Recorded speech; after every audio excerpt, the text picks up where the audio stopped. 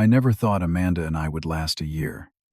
She was way out of my league with her trust fund and country club background, while I came from a modest neighborhood in Chicago. When she invited me to her family reunion, I was both excited and terrified. Her parents had always been cold toward me, but Amanda promised this time would be different. Little did I know the Thorntons had planned something special for me, and I had a surprise of my own waiting. Before we dive in, where are you watching from today? Hit that subscribe button and drop a comment if you have ever been judged unfairly because of where you came from. The weeks leading up to the Thornton family reunion were filled with preparation. I spent more money than I could afford on a tailored navy suit, hoping to make a good impression. The price tag made me wince, but Amanda insisted it was necessary. "Trust me, Paul," she said, adjusting my collar in the store. "First impressions matter to my family. They need to see you fit in." I also purchased thoughtful gifts for her parents. A rare vintage bourbon for Harold that cost me half my monthly rent, and a delicate pearl bracelet for Judith from a jeweler Amanda recommended. While shopping for these items, I felt a twinge of resentment at having to buy their approval, but I pushed it aside. In addition to the material preparations, I researched the Thornton family extensively. I learned about their business empire in telecommunications, memorized the names of all extended family members Amanda mentioned, and even practiced proper table etiquette from YouTube videos. I wanted to be ready for any conversation topic they might throw my way. "You worry too much," Amanda laughed one evening as she caught me studying which fork to use for the fish course. "Just be yourself. Well, your best self." Growing up in Chicago, my life had been drastically different from the Thorntons. My neighborhood was working class with more potholes than trees. My father fixed cars for a living, and my mother worked double shifts as a nurse. They taught me the value of hard work and integrity over wealth and status. I worked 3 jobs throughout college morning, shifts at a coffee shop evening hours at the campus library, and weekend gigs doing computer repair. That hustle eventually helped me launch my own tech startup. While the company was gaining impressive traction, I kept operations lean and my personal lifestyle modest. Few people knew about my growing success, including Amanda. I wanted to be loved for who I was, not what I owned. Amanda and I met at a coffee shop near her law firm. I was there coding, and she noticed my screen. Our conversation about technology innovations led to dinner that same night. Her intelligence and genuine interest in my ideas attracted me immediately. She seemed different from the privileged stereotype I expected, appreciating substance over status. At least that was my impression initially. The day of the reunion arrived with perfect weather. Amanda directed me through the gates of an estate so large I could barely see the main house from the entrance. The driveway curved through manicured gardens before revealing a Georgian mansion that looked like something from a historical film. "Home sweet home," Amanda said casually, as I parked my modest Toyota among the luxury vehicles. Harold and Judith Thornton greeted us at the massive front doors, their smiles not quite reaching their eyes. Harold, tall with silver hair and a commanding presence, gave me a handshake that felt more like an assessment than a welcome. Judith, elegant in designer clothes, kissed my cheeks and immediately commented on my car. "You actually made it in that little vehicle. How adventurous," she said with a tinkle of laughter. Amanda smiled tensely, but said nothing in my defense. I felt the first pang of disappointment, but reminded myself to stay positive. Inside, I was introduced to a blur of relatives, whose names I had memorized, but who clearly had little interest in mine. Amanda was quickly pulled away by cousins, leaving me to navigate the social waters alone. The only exception was her cousin Stephanie, who approached with a genuine smile and warm handshake. "Paul Wright, Amanda has mentioned you. How are you holding up?" she asked, her tone suggesting she knew exactly how overwhelming this was. "Taking it all in," I replied diplomatically. Stephanie lowered her voice. "Just a friendly warning. The annual Thornton reunion has certain traditions for newcomers. Keep your guard up." Before I could ask what she meant, a bell rang announcing dinner. The dining room featured an enormous table that could seat 30 people comfortably. I soon discovered that despite being Amanda's guest, I was seated far from her, between an elderly aunt who was hard of hearing and a teenage cousin absorbed in his phone. Harold at the head of the table waited until the first course was served before beginning his interrogation. "So Paul, Amanda tells us you work at some startup. What exactly do you do there?" he asked loudly enough for everyone to hear. "I develop software solutions for small businesses." I answered, intentionally downplaying my role as founder and CEO. "How quaint," Judith interjected. "James, Amanda's ex, just made partner at Goldman Sachs. He was always so ambitious." Amanda shifted uncomfortably but remained silent. When Harold stood to make a toast, he spoke at length about family legacy and the right connections while looking pointedly in my direction. The toast ended with, "To the Thornton family and those who aspire to join our circle." I gripped my water glass tightly, forcing a smile as conversations resumed around me. The first course had barely been cleared, and I already felt like an exhibit at the zoo rather than a guest. The humiliations continued throughout the evening with escalating intensity. During the second course, Harold accidentally knocked over a glass of red wine that splashed across my new suit. "Oh, how clumsy of me," he said without a hint of genuine remorse. "I hope that was not your only suit for the weekend." It was, as they well knew from Amanda, and I had no choice but to wear the stained clothing for the remainder of the dinner. The conversation repeatedly circled back to topics designed to highlight my outsider status. Judith questioned me about summer homes and yacht clubs, feigning surprise when I had no contributions. "Such a different upbringing you must have had," she mused. "How interesting that you never learned sailing. In our circles, children practically live on boats from birth." Amanda's brother Tyler was less subtle in his approach. When dessert was served, he launched into a story about my car. "You should have seen this thing crawling up the driveway," he laughed. "I thought the gardener had made a wrong turn." To my dismay, Amanda laughed along with the others. I caught her eye across the table, and for a moment she looked apologetic before joining back in with her family. The betrayal cut deeper when I realized Amanda had shared private stories with her family. During coffee, Judith referenced a cooking disaster I had once confided to Amanda after a romantic dinner gone wrong. The story had been embarrassing but intimate, something I had trusted Amanda to keep between us. After dinner, the family gathered in a large drawing room for games. Each activity seemed specifically designed to showcase my lack of knowledge about wealth and privilege. There was a wine tasting contest where everyone but me could identify vintages and regions. This was followed by trivia about exclusive vacation destinations I had never visited. As the evening progressed, Amanda spent increasingly less time by my side. She floated among family members, leaving me to fend for myself. During one of these abandoned moments, Stephanie approached again. "Come get some air," she suggested, leading me to a quiet terrace. Outside, she spoke candidly. "The Thorntons have a history of this behavior. Anyone they deem unsuitable for the family gets this treatment." "Unsuitable?" I asked, though I already understood. "Someone without the right background connections or bank account," she clarified. "Last year it was my boyfriend. He never came back." Walking back through the house, I overheard Harold and Judith in Harold's study, the door slightly ajar. "The boy clearly does not fit," Harold was saying. "Amanda needs to end this experiment with the working class." "She will," Judith assured him. "After this weekend, he will either leave on his own, or she will see reason. The roast tomorrow should finish things nicely." I retreated silently, pieces falling into place. This was not random snobbery, but a coordinated effort to drive me away. Later that night, another cousin drunkenly explained the family tradition of testing potential spouses from outside their social circle. The Thorntons apparently took pride in maintaining their bloodline of wealth. Throughout the first day, I watched Amanda transform from the woman I loved into someone I barely recognized.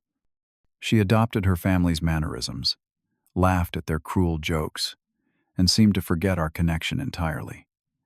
My suspicions grew that she had been part of this plan all along. The second day brought the event Judith had mentioned, the traditional roasting of newcomers. The family gathered after lunch, and one by one relatives took turns making speeches about me. Unlike good-natured teasing, these were calculated insults disguised as humor. "Paul is so refreshingly economical," one uncle remarked. He wore the same outfit all weekend, complete with Harold's wine selection. Tyler took his turn with particular enthusiasm. "We ran a little background check on Paul," he announced, producing some papers. His high school was ranked in the bottom 20% of the state. Imagine overcoming such educational disadvantages. The information was actually incorrect. My school had been average, not poor, but the intent to embarrass was clear. The final blow came when Tyler directly compared me to Amanda's ex-boyfriends, listing their impressive credentials, family connections, and net worth estimates. "And now we have Paul," he concluded with a dramatic sigh, "with his mysterious little company and budget constraints." Amanda, seated among her cousins, looked uncomfortable but offered a weak smile at her brother's performance. The laughter that followed was the soundtrack to my growing resolution. This had gone far beyond normal family hazing. That evening, Harold asked me to join him in his study for a man-to-man conversation. The richly appointed room, with its leather furniture and hunting trophies, seemed designed to intimidate.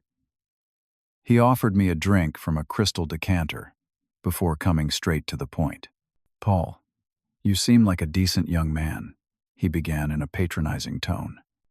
"That is why I want to be direct with you. You and Amanda. It is not a match that can work long-term." I remained silent, allowing him to continue digging his own grave. Our family has certain expectations. Amanda was raised for a particular life that frankly you cannot provide. He reached for his desk drawer and removed a checkbook. "I would like to offer you a way to exit gracefully."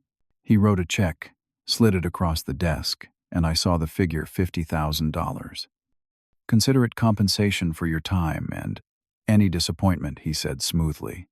"Amanda knows we are having this conversation. This was always meant to be a test, Paul. The fact is you were meant to fail it." I picked up the check, looking at it thoughtfully. "Amanda knows about this." "Of course. She understands what is required for her future. She has always known this relationship had an expiration date. The reunion simply provided a convenient timeline." In that moment, everything became crystal clear. I carefully folded the check and placed it in my pocket. "Thank you for your honesty, Harold," I said calmly. "I will give this the consideration it deserves." That evening, the family gathered for their formal dinner and annual announcements.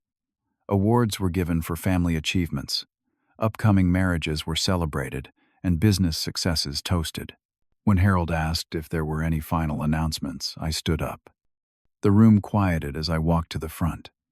Amanda looked confused, her parents wary. "I want to thank the Thornton family for their hospitality this weekend." I began, my voice steady. "It has been truly educational." Harold shifted uncomfortably, likely wondering if I was about to create a scene about the check. "I have enjoyed learning about your family traditions, particularly your careful vetting of potential additions to your esteemed lineage," I continued. Since transparency seems to be the theme of the weekend, I thought I should properly introduce myself. I took out my phone and connected it to the room's display system. "My name is indeed Paul Crawford, but what you might not know is that the mysterious little company Tyler mentioned is Crawford Technologies."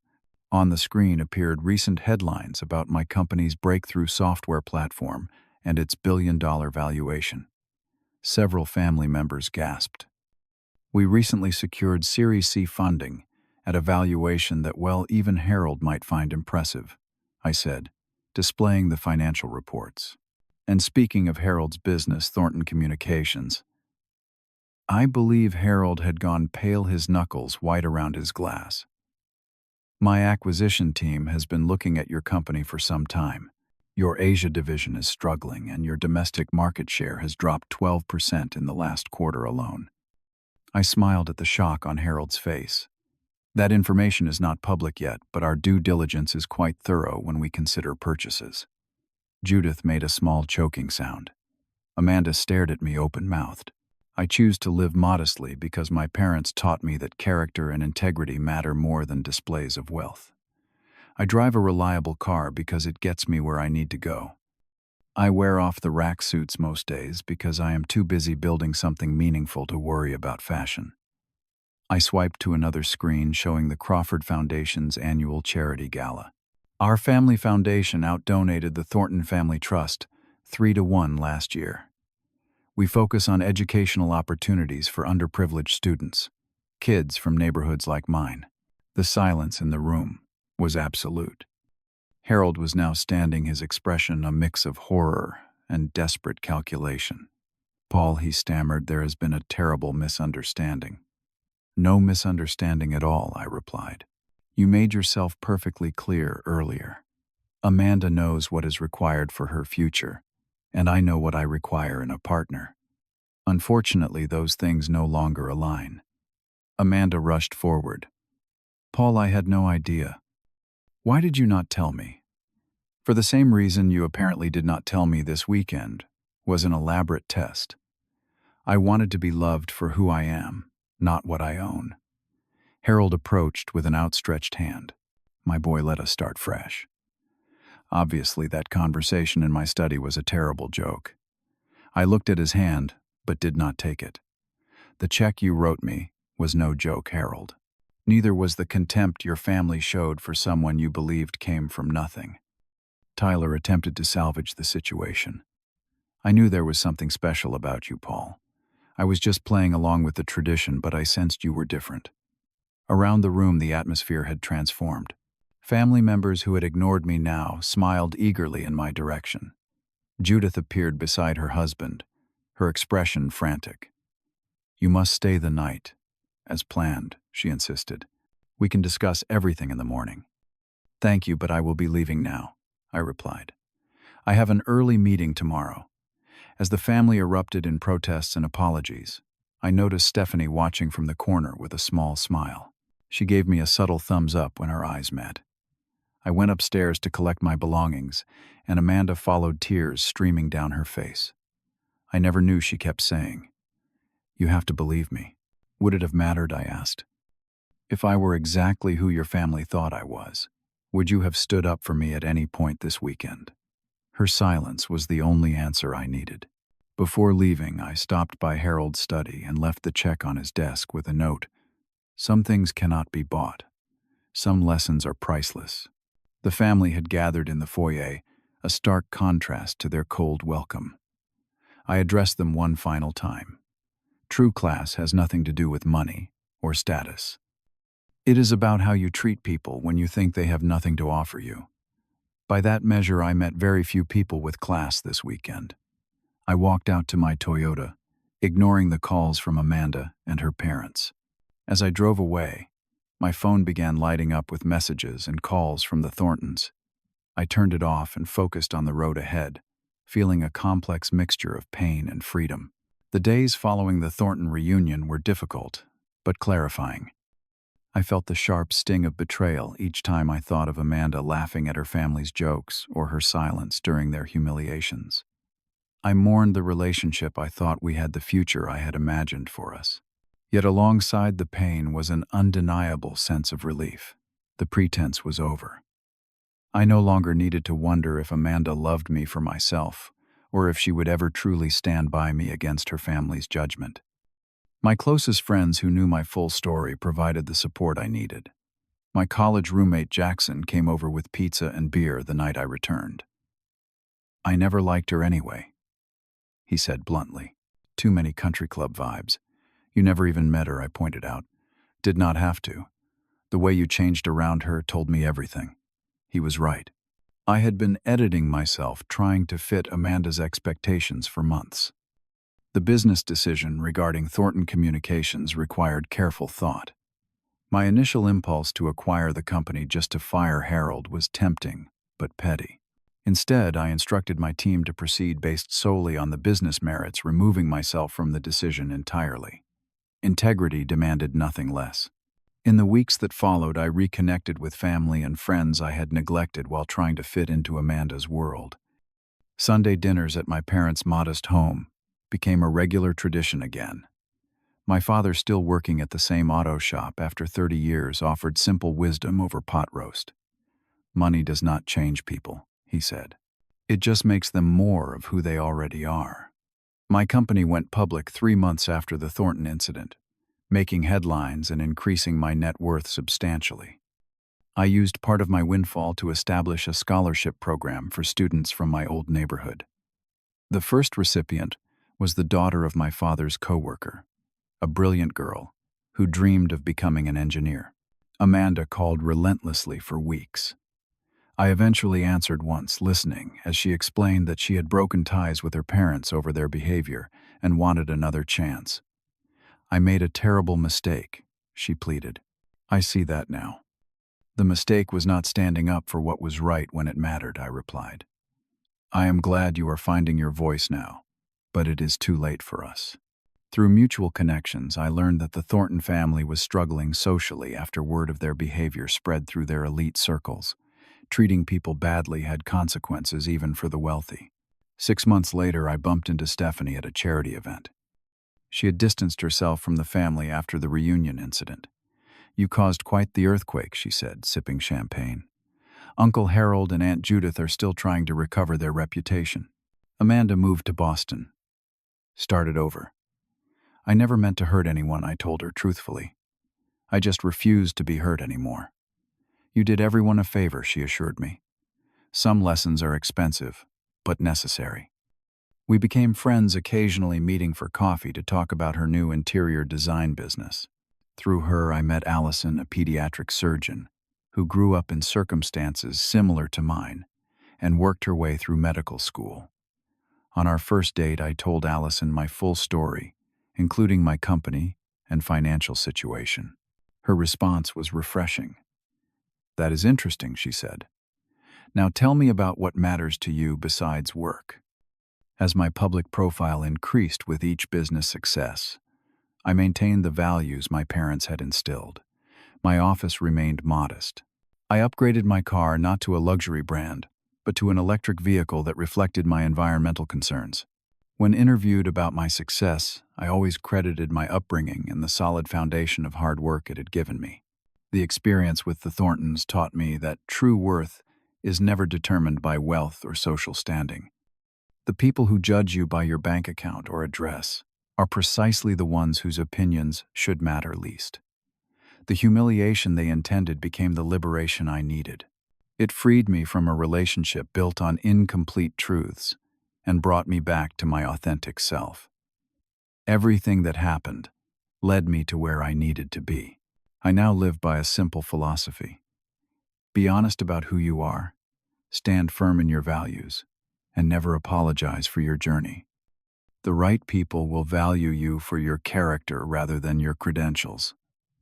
When people ask me the secret to success, I tell them it is not about making money, but about maintaining integrity, even when it costs you something. Sometimes the most important rejection you receive is from the wrong people pointing you toward the right ones. So what about you? Have you ever discovered that rejection was actually redirection to something better? Leave your story in the comments below. If this resonated with you, please hit that like button and subscribe to hear more stories about staying true to yourself, even when it is difficult. Thank you for listening, and remember that your worth is never determined by those who fail to see your value.